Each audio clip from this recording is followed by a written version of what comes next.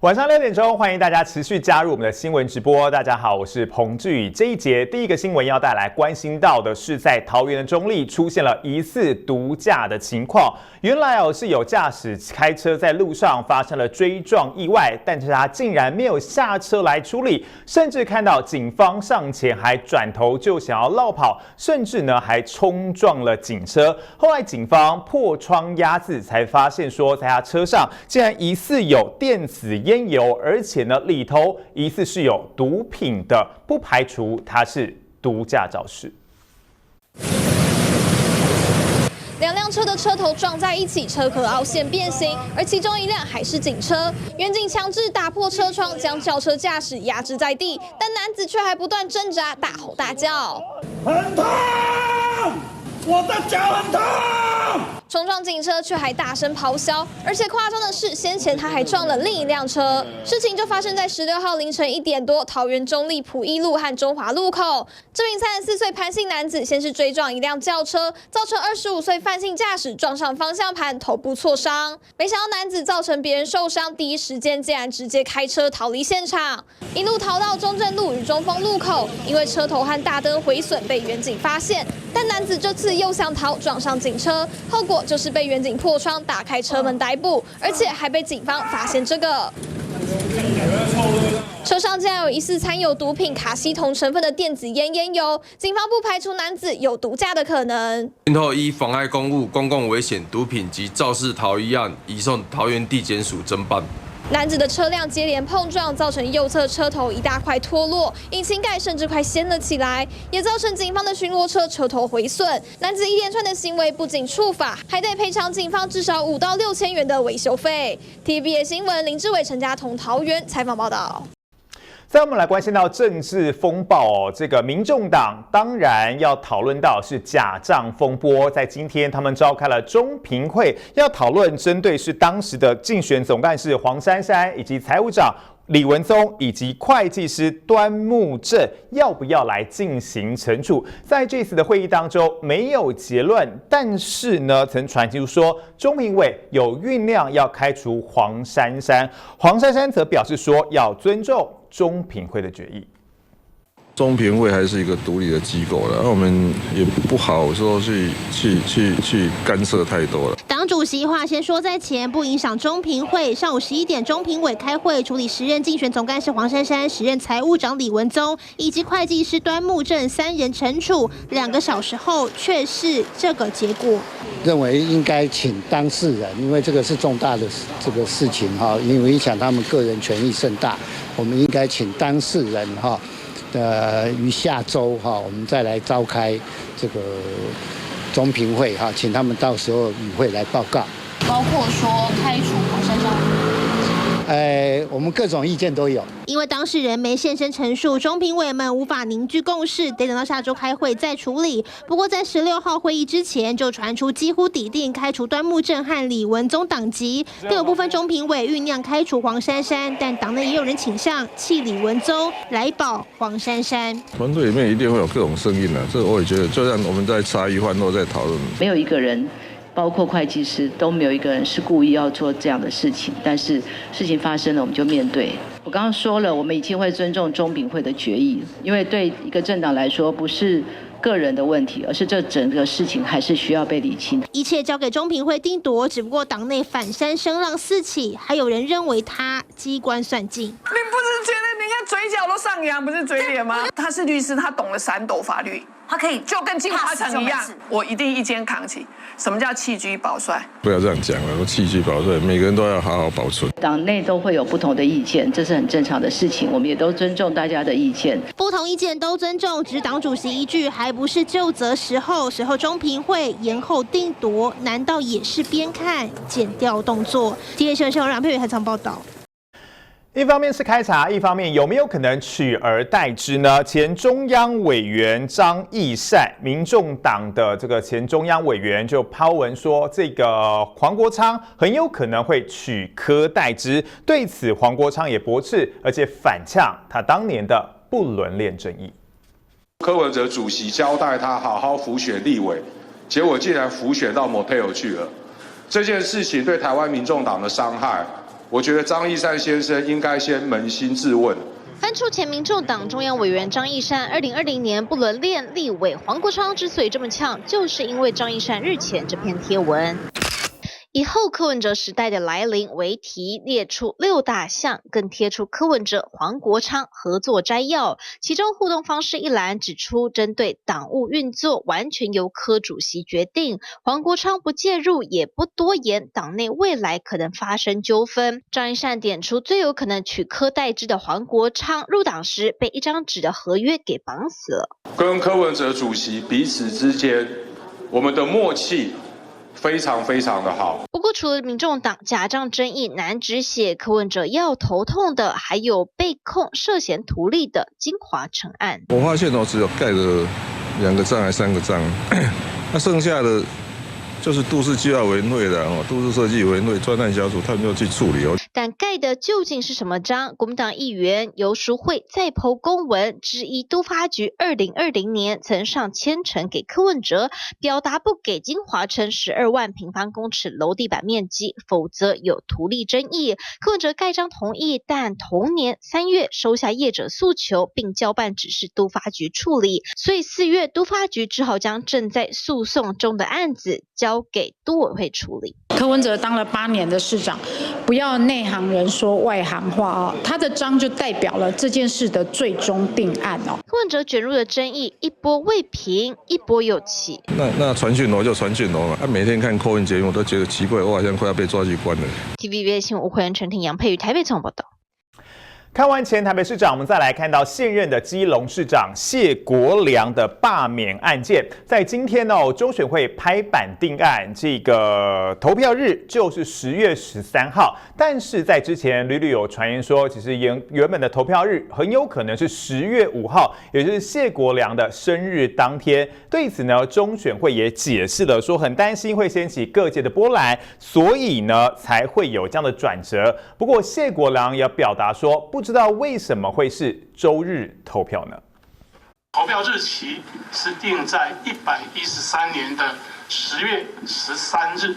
中选会确定谢国良罢免案投票日定在10月13，日期不是原先传出的谢国良生日10月5号，避免我们选务的事项成为罢免案双方攻防的不必要的议题。原来中选会讨论3个日期，分别是928、10月5号以及10月12号。教师节谢国良生日，内部讨论不适合，但最后怎么会是10月13号是国庆日，10月11重阳节那接下来11月12就是礼拜六，10月13是礼拜天有一些民众他们可能会借由弹性的一个请假来调节他们的假期，也就是最后一天影响会是最低的。借机利用连假把投票率极大化，中选会日期安排上似乎别有巧思。回顾拆党团体从7月5号送件联署书到8月16，历经了43天才终于拍板罢免案成立。接下来10月13投票，统一罢免门槛要达到原选举人数的1/4，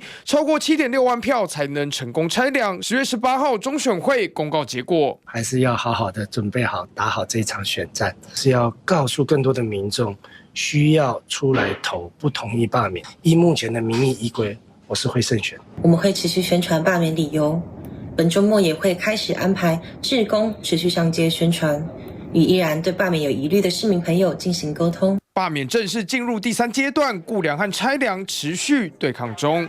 TVB 新闻刘新奎、花振生、李宗泽台北基隆采访报道。议长儿子现在遭到了起诉，新北市议长之子蒋新章参选立委的期间，涉嫌花钱找网军来抹黄对手，包含现在负责的文创公司负责人，还有手握615账号的网军头，总共4个人都被起诉。蓝色 polo 衫、留长头发的男子被移审到台北地院。他是网军头肖志军，和他靠在一起的是一间文创公司负责人，两人涉嫌收钱发动网军，替候选人攻击对手，遭到起诉。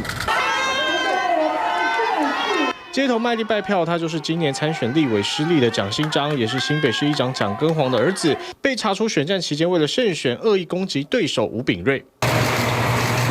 当时遭到调查，离开北检时不发一语，对于案情相当低调。另外，当时竞选总部办公室总干事邓玉荣也成了约谈的对象。蒋新章是被查出在2024立委选战期间，涉嫌和竞选总部办公室总干事邓玉荣花250万元找网军，在网络论坛 po 文，抹黄对手吴秉瑞涉嫌性侵。事后蒋新章100万交保，邓玉荣则是30万元交保，而他们是找了一间文创公司来执行。公司负责人找来网军头肖志军负责，两人收受180万元平分，4人都被依违反选罢法和个资法起诉。肖志军4月被羁押，16号被起诉，再度向法官坦诚一切罪行，并且请求20万交保。台北地院考量相关证词和证据都已经有所厘清，裁准20万元交保，限制出境出海8个月。家人守在庭外，第一时间就去办保。至于蒋新章撇清关系，声称并没有支付任何网军费用，但被查出相关费用是由蒋新章的友人林俊翰捐赠，性质上属于蒋新章收受的政治现金。因此，林俊翰虽然没有列为被告，但他和蒋新章违反政治现金法申报的规定，也将由监察院进行调查处分。TVBS 新闻高志国台北报道。屏东恒春传出了杀人弃尸案件，有3名嫌犯呢，疑似是因为还不出赌债的钱，直接找来了债主进行谈判，没有想到过程当中谈不拢，疑似联手杀人弃尸。而现在这名死者身份确认是经营娱乐城的周姓男子，绰号是矮子，因为出门失联，妻子报案，才让整个弃尸案件东窗事发。私轿车深夜行驶在山区道路，经过屏东满洲里的社区活动中心，但就在相隔11分钟后，又是同一部白色轿车，车速明显快很多，折返往山下道路开。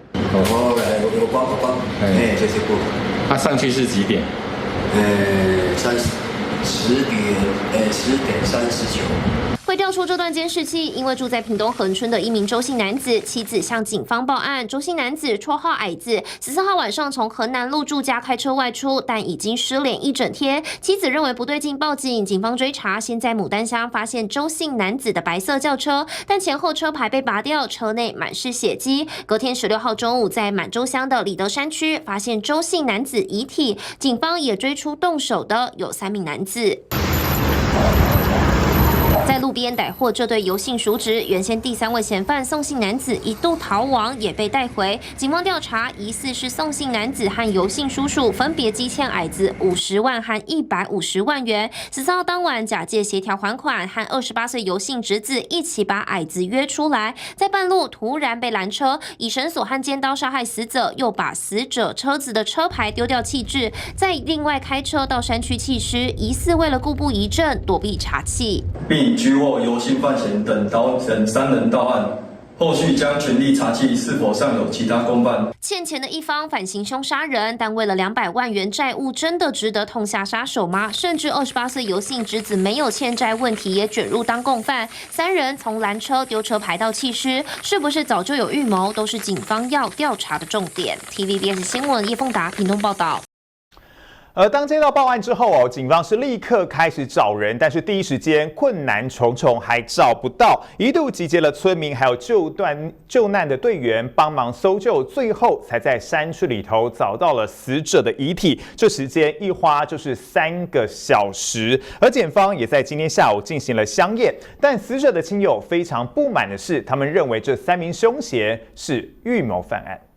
一度找不到死者，怀疑被弃置在满洲的里德山区。一早活动中心集结了数十位的村民，还出动了威金救难协会队员，一起协助警方搜山。1点10分就阮车，这就中心到300-400公尺的。从一早9点多开始，几乎全村总动员，找了近3小时，终于在一处挡土墙周边找到了遗体。而检方在下午3点半进行相验，死者亲友痛批凶嫌根本是预谋犯案，应该是为了要躲避他们的债务，所以说预谋要把他杀掉。他是电话不离身的人因为你当天呢10点多，快11点的时候，我们一直联系不到他。到最后是电话关机的状况，我就发觉讲安尼唔对啊，怪怪。应该是朋友本地进前的朋友啦，唔该会借伊钱。借钱给朋友，没想到反而惹祸上身。根据了解，46岁的周姓死者，绰号矮子，在102年4月，曾因为一名庄姓男子透过脸书电话跟妻子聊天搞暧昧，就伙同2名友人持棍棒将对方打死，当时遭判刑10年。结果5年前出狱，回到恒春，在110年经营了娱乐城，没想到12年后，疑似债务纠纷遭3人杀害，而其中把人约出来的游姓嫌犯。被起底是他。恒春中原树菇棚大赛中率先抢下旗帜的冠军弓棋手，分别包办2019跟2020年的树菇棚冠军，被称为是近年恒春最强弓棋手之一。今年原定也将代表队伍参赛，没想到涉及凶杀案，也令其他参赛选手相当惊讶。TVBS 新闻叶凤达、徐俊宏屏东报道。好，在今天英雄谷的盛况再现，巴黎奥运落幕，总统府在今天下午呢举办了这个英雄大游行，很多大家想看的选手明星，像是拳击女王林玉婷，还有陈念琴也都到场，还不断的向现场的民众放送爱心。但是也有民众是扑了个空，因为像是羽球男双的李洋，还有举重女神郭婞淳，以及羽球天后戴资颖是没有现身这一次的游行。也让他们觉得有一点可惜。奥运英雄车队出发，林玉婷跟教练曾自强搭乘轻型战术轮车打头阵。林玉婷在车上拿起手机360度拍民众，记录下荣耀的一刻。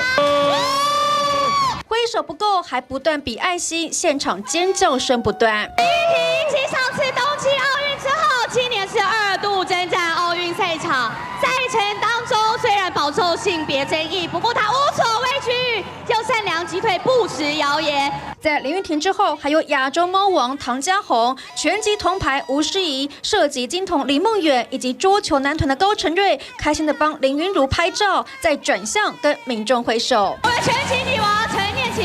陈念琴表情超级丰富，似乎被纷飞的纸花吓到，也跟教练合比大爱心。而为了迎接奥运英雄们，民众早早的等在路上。其实每一位选手都很棒哎，所以每一位都想要好好的帮他们加油一下。麒麟真的来海巡了！金牌男双王麒麟跟李洋的爸爸站同一辆车，但是李洋还在国外。1点半到，然后我们要帮谁？妹妹，你说。帮李洋跟王麒麟。李洋跟王麒麟，可是你知道李洋今天不会来？对，我知道。知道，我有点可惜。没关系，就看王麒麟就好。哦，是哦，我只知道李洋不会来，好像他也不会来哦，可惜哦，有点可惜。对。不止李洋，举重女神郭婞淳、羽球天后戴资颖跟桌球老将庄智渊都没有出席奥运英雄游行。今天是要特别帮哪一个选手加油？戴资颖。你最欣赏他哪一个特质？假动作。虽然部分国手缺席游行，也不影响民众欢庆的兴致，因为每一位运动员在奥运的拼劲都深深感动人心。台湾英雄，荣耀同行。台湾英雄，感谢有你。TVBS 新闻综合报道。哇，从这个画面大家就可以知道现场有多少人。我们的记者用人山人海这样子的成语来形容现场的场面，而且周边的交通也是挤得水泄不通，甚至有很多的民众特地北上，还有很多的英法族也都在现场。现场有多热呢？像是有免费发放的上百只旗子，一下子就被拿光。儿女，新北儿女，新北的女儿，台湾的骄傲。加油！加油！加油！加油！声音洪亮的大哥在排队拿免费小国旗时，不忘帮新北的女儿林玉婷加油打气，让气氛瞬间嗨起来。忠孝西路上发放的400只旗子，更在短短10分钟内就发完。他们很辛苦嘛，对不对啊？所以说为每一个都加油，因为这是我们台湾的光荣，我要拿回去给我孙子，让他说为台湾加油加油。近70岁的阿嬷也好热情，早早就来排队。奥运台湾英雄大游行，沿路都挤满人潮，有民众为了应援支持的选手，除了手拿 Q 版林洋配、林玉婷图卡，更有人自备国旗贴纸，现场贴在脸上，吸睛十足。因为他们都很棒，然后他们也都很辛苦，然后靠自己的努力，然后得到奖牌。他跟李阳真的搭配得很好，就是当一方想要放弃的时候，另外一方就会鼓励他。有看到林玉婷啊，好可爱。我从新庄过来，不用上班，刚好休假，老天注定吧。除了有从外县市来台北朝圣的民众，甚至还有马来西亚籍的外国人一起来同乐。而馆前路旁的银行，由于刚好有自家选手登上游行车队，员工纷纷放下手边工作，冲到路边尖叫欢呼。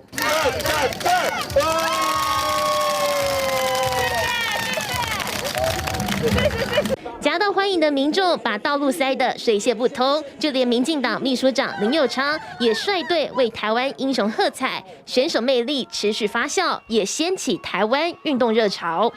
TVB 的新闻综合报道。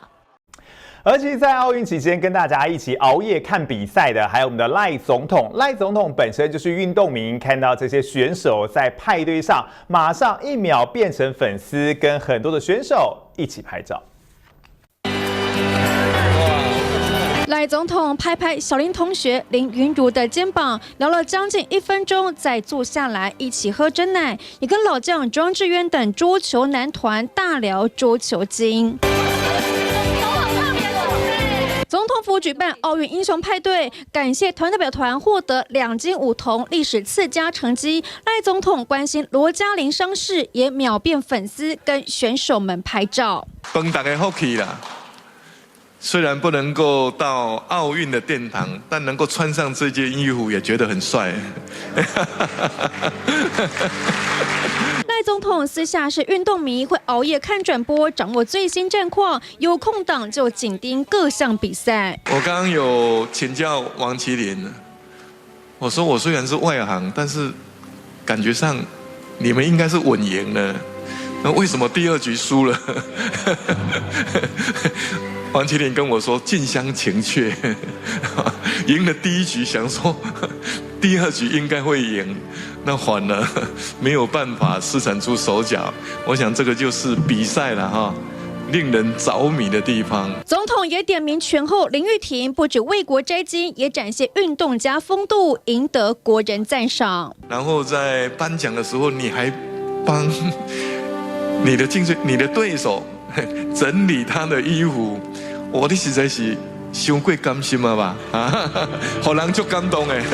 总统获赠林玉婷签名的金牌手套，仿佛粉丝见偶像。总统为团英雄们补上在巴黎无法看见的景象，挂起约3层楼高、超级巨幅的国旗。代表团跟总统、副总统站在国旗前拍合照，增加体育国家荣耀感。台湾英雄荣耀同行，听台湾。TVB 新闻综合报道。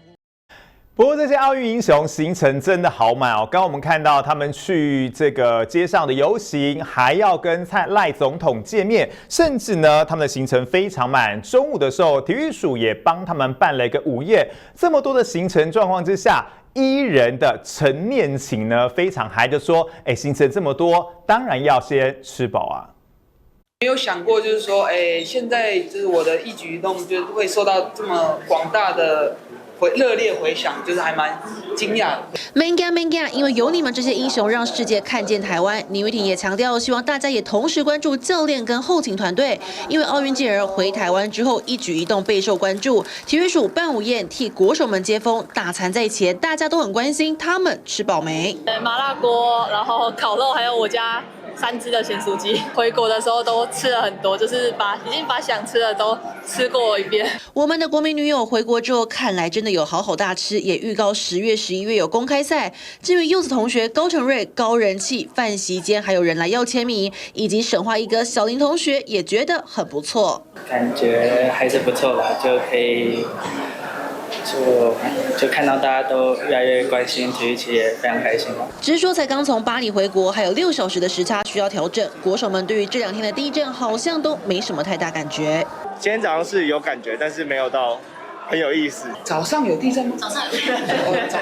昨天地震的话，就是有收到警报，我吓了一跳，但后面感受了一下，好像还好。李玉婷笑说，跑步机上的震动还比较大，选手们接下来把自己归零，能休息就休息，接着回场上继续拼。像是射击好手李梦远已经恢复训练，9月就有比赛，但午宴在前，他说：“我也是，其实跟他一样，我还喜欢吃饱。我一直都有在吃，没有，因为家里可能做吃的。家里开鸡汤面店，相信你天天都有吃饱，可以跟全民同欢。吴诗怡说，再累也没关系，还说因为自己脖子很长，学弟妹才会带长颈鹿来接机。以及这次奥运代表团康乐股长说，该放饭了啦。现在感觉我只想赶快吃饱，因为等下因为行程会很满。TVB 是许家瑞、杨清波、林立 S 小组台报道。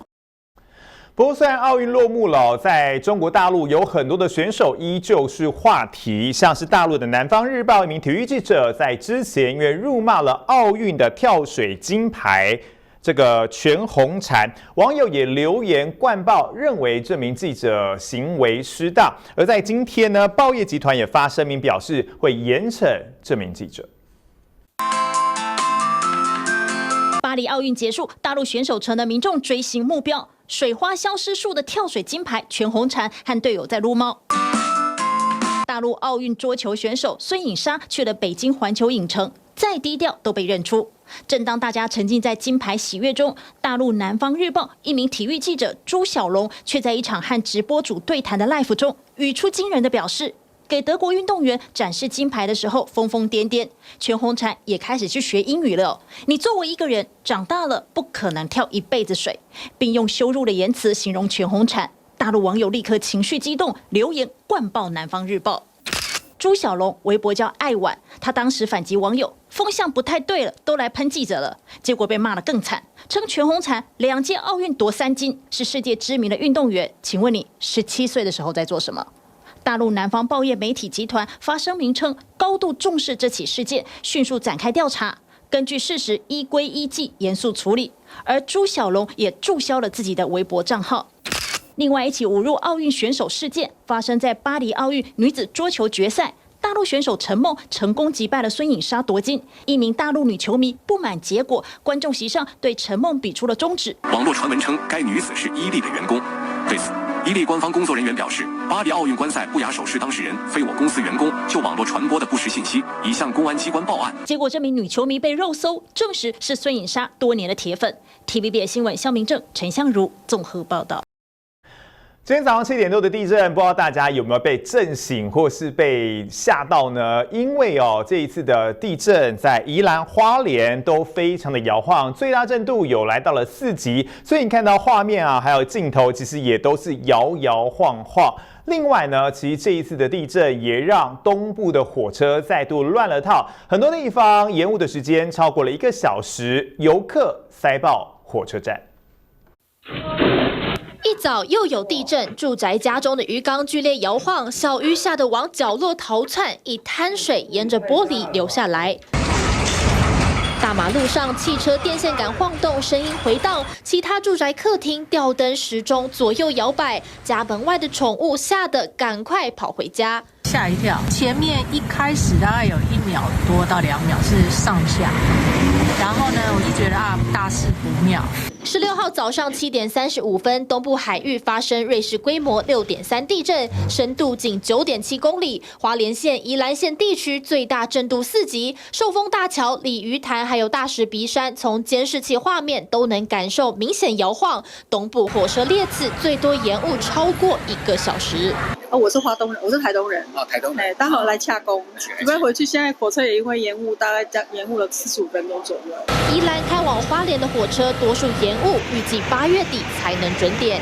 那第一时间我们也有派维修工程车公务的维修工程车，还有电力维修车进行路线还有电车线的一个勘查。只是交通部观光署前1天才加码振兴方案，住宿补助改为每人1月1次，并延长到11月底。团客12人以上还有累计加码，想鼓励游客一来再来，却又马上碰到强震。我们这次交通部的部务会议我们特别移师到花莲来召开，那我们也希望能够有更多的部会有些重要的会议或者是相关的企业员工旅游都能够鼓励大家来花莲举办。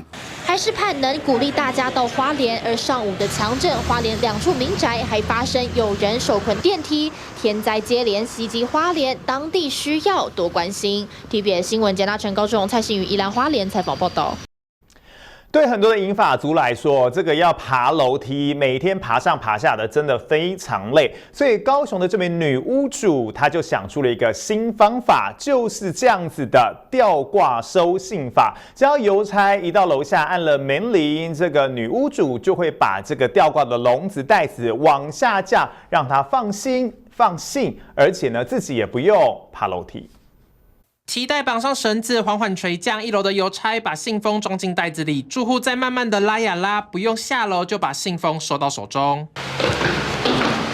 不少民众住在公寓4、5楼，就有住户为了方便，因为里头没有电梯，所以利用绳子从4楼吊挂货物上楼，这样就可以少爬一趟楼梯。我就甲吊咧啊，就先甲迄种印章甲录伫内底啊，系啊，内底放太重的物件，爱重的无，这有风会透会飞去啊。提袋里面放上印章，方便邮差签收，也怕风会把提袋吹走。于小姐为了能随时出动这组小工具，还特地买了挂钩，把它收在阳台边。原来她会有垂降绳子收信的小巧思，是因为住在公寓4楼，收个信还要爬上爬下，不止累得要命，还很伤膝盖。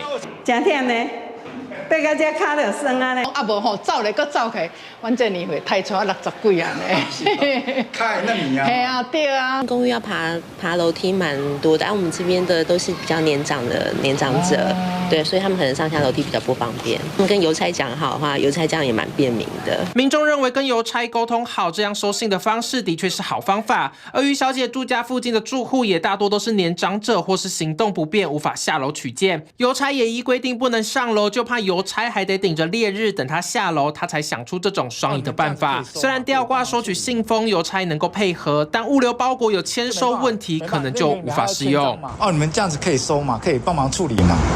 我这个没有，就没办法，那个你们还要签章嘛？对啊，所以这样就有签章的问题嘛？物流包裹除了体积较大，还需要本人亲自签收，送货员无法配合吊挂收货的方式，住户们恐怕还是得亲自下楼一趟了。TVBS 新闻赵丽、卢品浩高雄报道。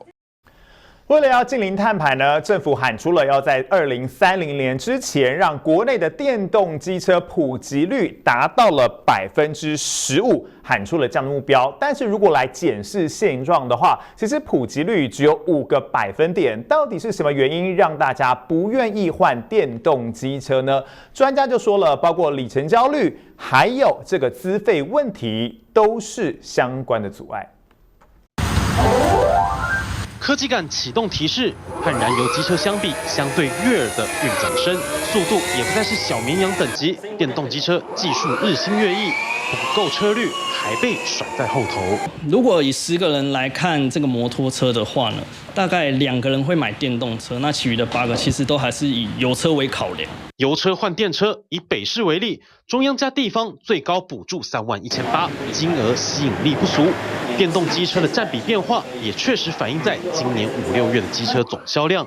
然而，购车奖助和资费考量是2回事。其实你骑电动车，你有这个资费的需求，大概是你要每个月骑大概400公里以上的这种固定骑乘、固定上下班啊。可是呢，他发现买回家这些婆婆妈妈的使用，根本可能1个月骑不到200公里。摩托车50cc、100cc 的那种，你加个100块、120块，其实你是骑整个月的。你说电动车其实保养成本变低，比油车成本低很多，可是对他来讲，他每个月都要去缴出这种300块、300多块的这些钱，对精打细算的这些客群，其实他们是完全反对。电动机车现在要去普及的话，其实还是继续跟这个燃油车厂继续在竞争的。那如果单纯来看台湾的电动机车市场，这3年的这个平均新车的领牌大概是8万台左右，整体机车市场的80万台是有一定程度的差距。台湾领牌登记的交通工具里，60%都是机车。碳排减量政策当道，政府喊出了2030年国内电动机车普及率达15%。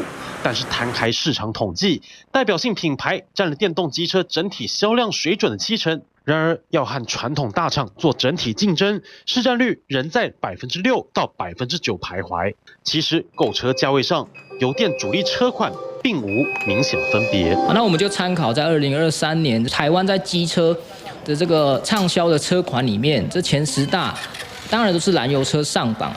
就是说，对于燃油机车厂，他们当然也知道，就是未来朝电动化的这个运具转型，他们一定感受得到。只是说他们在前年或数年之前的产能早就已经规划好了，所以他们不可能说我的机车已经做出来了不卖。所以呢，他必须要去思考这个问题，他们就会推出很多的所谓的购车专案的促销。那对于消费者来说，我可能会有所谓的购车金的补贴啊，或者是所谓的旧换新的补助的加码，那这些就会吸引他们可以去购买这个燃油机车。万物皆涨的时代，车主当然能省一分是一分。包括换电问题，建置电池还有换电站的成本都必须压在业者的身上，那业者自然就会把这些成本转换成费用，然后再转嫁给消费者。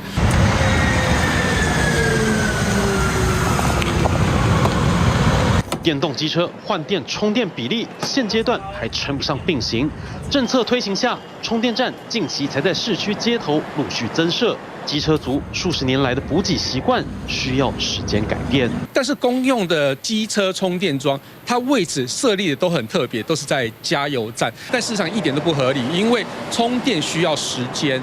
那我如果放在加油站充电，我人要去哪里等？应该是要设立在卖场门口啊，或者是说设立在我们大都会的路边啊，让我在充电等待的同时，消费者有地方可以去。问题有待解决。代表着电车使用者的里程焦虑还得维持一段时间。就私爱油车的原因就是没有里程焦虑。我今天骑出去，我不管走山区、走平路、走市区，我加满油，我大概可以骑150到200公里。可是如果我今天买电动车的话呢，我可能使用的里程最高大概是落在40到60，我就需要找换电站。研究机构推估，按照当前机车登记的增长速率，2030年之前，台湾还得卖出166.3万辆电动机车，才能达成目标普及率。运具全面电动、无碳化，能不能从接地气的角度让民众甘愿配合换车，也将是台湾能否达成2050净零排放路径的关键要素。TVBS 新闻，钟颖伦、钟德荣、叶辅台报道。再来我们来看到高速公路上，在今天发生了不少事故哦，尤其是中山高北上彰化路段，在这里有一辆联结车爆胎失控，而且呢翻覆在这个车道上，连带也扫到了一台小轿车。小轿车上面坐的是父母，还有3位小朋友，从高雄要回外婆家，也被这一次的意外波及。还好车上所有人都是平安无事。高速公路行驶中，隔着分隔岛看到出事了。白色的货柜车撞上分隔岛，扬起大量烟尘。要不是有阻挡，就撞到对向车道来了。同一个方向的驾驶在车祸刚发生之后路过，看到1+1的全连结车，后面货柜翻覆，前面部分停在内车道，路肩还有一台车头朝后的轿车。车祸发生在16号上午10点多，中山高北上彰化路段。国道即时影像看到，轿车上有3名小朋友，粉红色上衣的是护理师。鹿港基督教医院救护车路过，护理人员赶紧上前协助。轿车上2大3小可以自主行动，看来并无大碍。但是这样的撞击实在太吓人。全连结车行驶外侧车道，疑似爆胎后失控撞击至小客车。连结车驾驶是30岁的林姓男子，疑似爆胎之后失控冲撞内侧轿车。轿车是44岁的潘姓男子，载着妻儿从高雄北上，要去桃园孩子的外婆家，路过彰化发生车祸。现场出动6、7台大吊车进行拖吊排除，也因为需要较久的时间，后方塞车一度长达9公里。一样是中山高，下午南下路段也发生连环车祸。南下145.6公里，苗栗3义路段接连发生2件追撞事故，疑似天宇路华视线较差，造成连环撞，2人擦挫伤送医。国道3号也发生事故，南下224.7公里，中兴交流道出口，砂石车自撞，撞破了水泥护栏，车身呈现折甘蔗的状态。打滑，撞护栏凹感觉。驾驶林姓男子人没事，他说从台中要到南投，在国道上听到车辆有异常的声音，要匝道检查就失控撞护栏，大型吊车排除现场，匝道封闭大约1个小时才重新开放通行。TVBS 新闻中部综合报道。嘉义空军基地在之前的开放活动当中国防部的3军乐队公开演奏了日本自卫队的知名进行曲《军舰》，没有想到已经踩到相关红线。嘉义空军基地上周末开放，只是3军业仪队演奏的这首歌引发争议。当天的司仪介绍，《军舰进行曲》为日本海军官方乐曲，曾被誉为世界著名3大进行曲之一。搭配3军仪队光芒四射队形，展现国军以具体行动守护美丽的家园。有些人赞赏象征台日友好，但这恐怕不是一首军歌这么简单。我们2个就异口同声说：“帝国海军呢？”我的想法是，他们不知道吧？如果说真的是有敏感度，应该他们也会避开吧。会皱眉头是因为《军舰进行曲》曾是日军侵略各国的帝国海军的军歌。日本自卫队2战后拼转型，但若翻开海上自卫队东京音乐队官网，还是能听到歌唱版。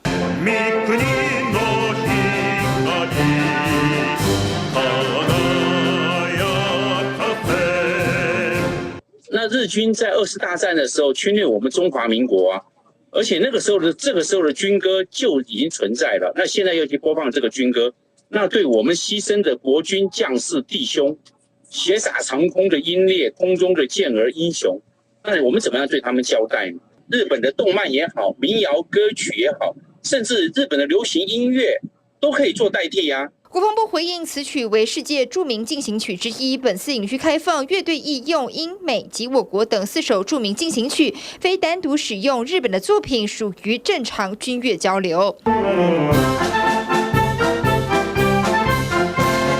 美国第7舰队也曾和日本自卫队合奏军舰，只是我国军演奏的地点在嘉义第4联队。814空军节更是纪念当时该队前身与日本敌军爆发空战的日子。当天司仪介绍日本海军的军歌，就不知先烈们的遗眷会否不胜唏嘘。TVB 新闻林玉成、刘婷婷报道。巴黎的长荣桂冠酒店因为拒挂5星旗，引发了大陆网红的不满。而现在呢，这一间饭店也被影响了，整个大陆订房平台被下架。把我们国家的国旗能够挂上，你们应该真的会踩。巴黎长荣桂冠酒店被大陆网红指控奥运期间拒挂5星旗，饭店的官网订房区分大陆和台湾，引发大陆抵制风波越演越烈。大陆旅游平台携程网不仅上海已经无法订长荣桂冠，连马来西亚、泰国曼谷也受到波及。搜寻结果都显示没有找到符合条件的结果，去哪儿旅行的平台也搜不到。不仅如此，大陆百度地图和高德地图也已经搜寻不到长荣桂冠酒店。我觉得这样的行为其实并不会让中国变得伟大它只会引起国际上的反感那其实这个问题它未必只是说是台资的企业才会发生，用民族主义来干涉商业然后用民族主义来赚流量那我们觉得这样的行为并不会让中国伟大。15号，长荣桂冠发声明表示，不希望此事影响两岸人民的情感。长荣集团总裁张荣发在世时也致力推动两岸经贸合作，并不遗余力整合集团企业资源回馈社会。长荣桂冠酒店也一如既往秉持张总裁的理念，希望两岸关系和平发展，朝向两岸人民共同期待的方向前进。我们是这个旅馆的所有人，我们可以怎么样决定我们要怎样逛？目前许多大陆网友在网上呼应抵制，还有网友要求全面严查台湾企业。这股5星旗风波近日很难平息。TVBS 新闻肖明正、陈相如综合报道。泰国国会今天选出了新总理，是维泰党的党魁这个贝东丹，这个成为史上最年轻的总理。不过在这之前，我们先来关心到是美国的这个选举议题川普的又开了一场记者会，而且是针对拜登还有贺锦丽而来。在卖各式各样民生物资前开记者会，搞得像电视购物频道。原来川普是要谈通膨危机。Grocery prices have skyrocketed. Cereals are up 26%. Bread is up 24%. Butter is up 37%. 这次川普一度有乖乖照稿念，只是到了最后 I think I'm entitled to personal attacks. I don't have a lot of respect for her. I don't have a lot of respect for her intelligence. 又忍不住脱稿演出，开始对贺锦丽人身攻击。She certainly attacks me personally. She actually called me weird. He's weird. However, once he started taking questions from reporters, you really saw that restraint go out the window. CNN 记者也发现，川普最近几次现身还是念念不忘拜登。Joe Biden is a very angry man. You know that, right? Don't forget, I beat Biden. 似乎仍无法适应对手换人，但这些都令幕僚捏把冷汗，担心无法拉抬选情。Every Republican that I talk to says that what Donald Trump should be focusing on is the economy, is crime, is border security. 但川普还是信心满满，又自夸只有自己能维护世界和平。The whole Middle East looks like it's going to blow up. Europe looks like it's going to blow up. The whole world is going to blow up, and China's flying its bombers all over Taiwan. 拜登还没退选前，赌盘原本看好川普胜选，但现在情势翻转，认为贺锦丽入主白宫的比例比较高，胜选几率约53%，而川普只剩下45%。不过两人已经同意在9月10号展开辩论，好好一较高下。铁新闻综合报道。泰国迎来最年轻总理贝东丹。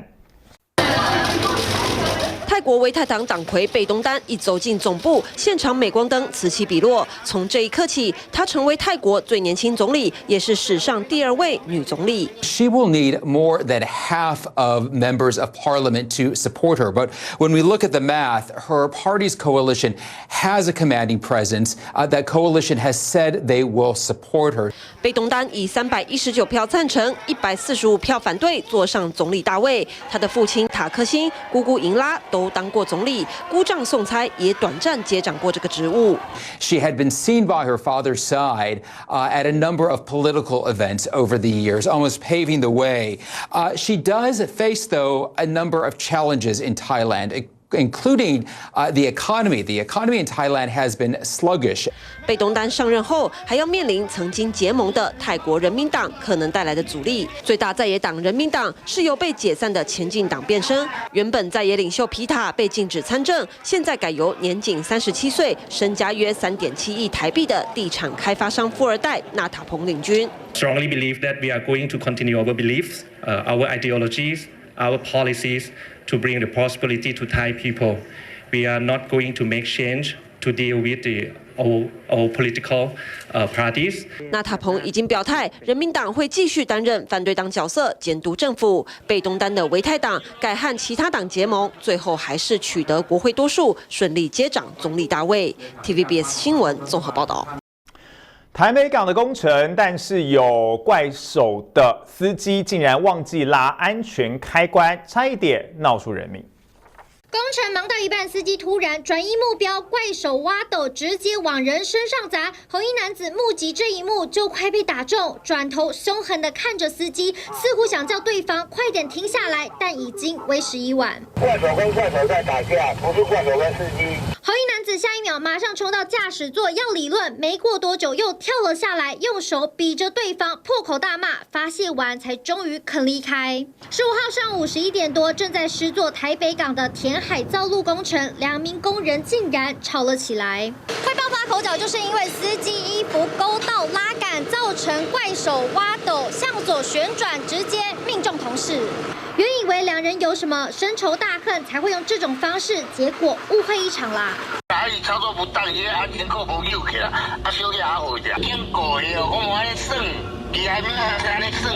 其实两人认识20多年，是好朋友，一起相约到台北港工作，长达3年多。但明明做了这么多年，怎么还会发生意外？问题出在这。再怎么翻，这里也不会动啊。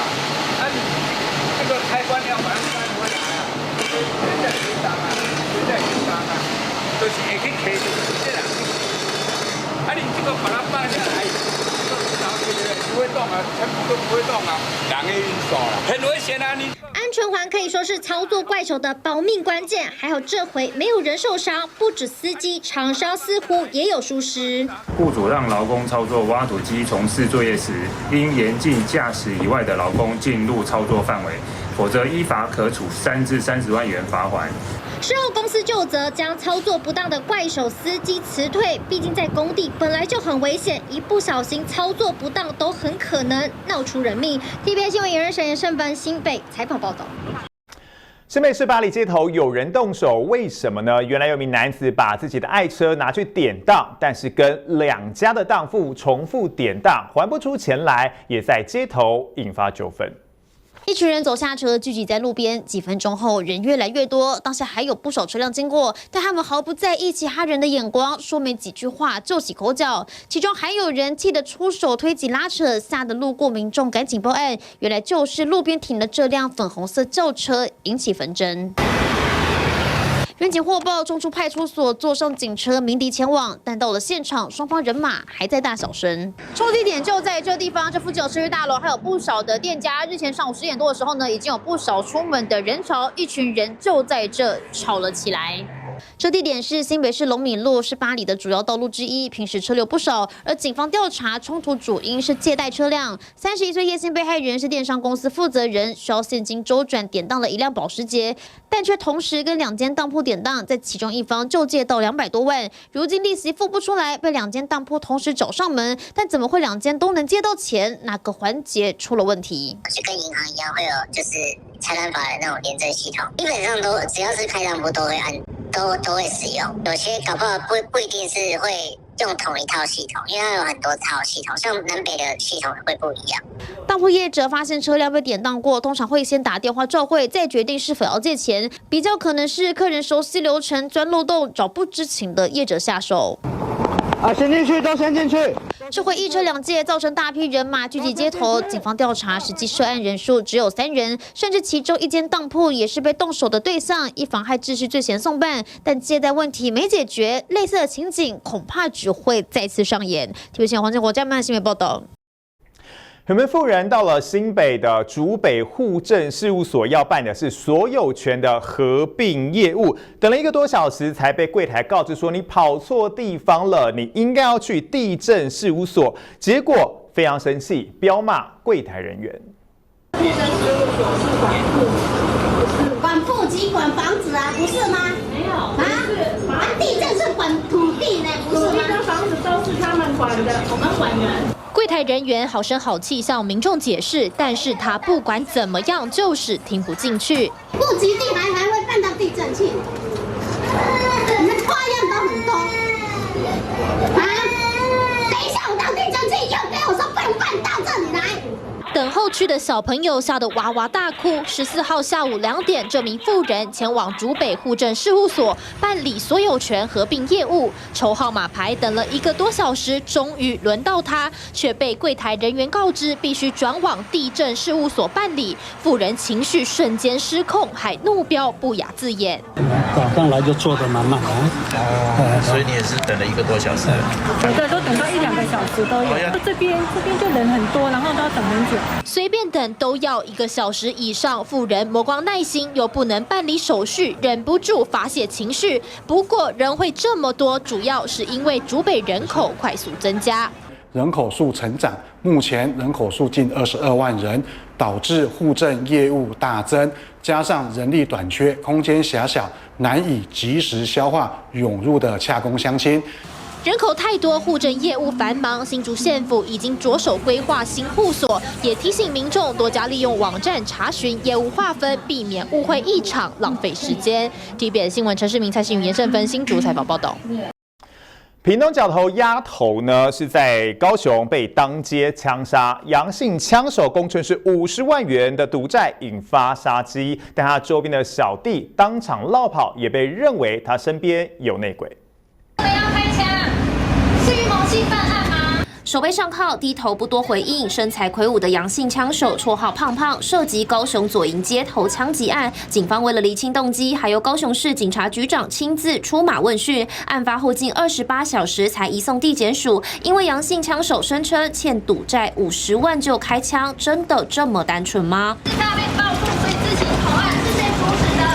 杨姓枪手携枪投案，一次交出2把枪、48发子弹，但枪支来源他推给死去友人。警方怀疑案件背后另有藏镜人。开枪当下，在丫头身旁4名小弟也被列为证人，因为事发前穿黄色上衣的丫头和3黑衣1白衣的小弟一起走出桌游餐厅。杨姓枪手冲上前，其他3位小弟自顾自逃命，只留下一个黑衣小弟看傻眼，却没出手制止杨姓枪手，还让他开第2次枪。